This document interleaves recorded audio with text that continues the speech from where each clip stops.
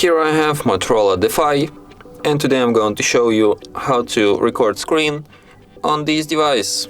So firstly you have to go to the upper bar, and here you can find the button Screen Record. So by holding a finger on it you can access some of its settings. For example, you can change viewfinder size and resolution, and also you can enable record touch points. In order to start recording, you have to tap on this button once, then tap start, and after the countdown, recording starts. So like you can move around this menu, around the screen.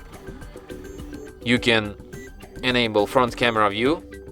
As you can see, here I move my hand. You can change sound source, like you can record microphone, you can record system sound, or you can record both, or just don't record any sound at all. And yeah, that's all the settings for the not disturb mode. I mean for recording screen mode. So if you want to stop recording, tap on this red button once again, and after that recording will be saved to the gallery,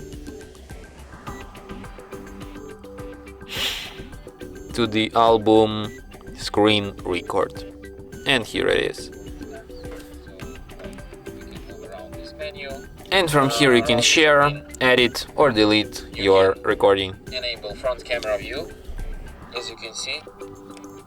And that's it. Thanks for watching.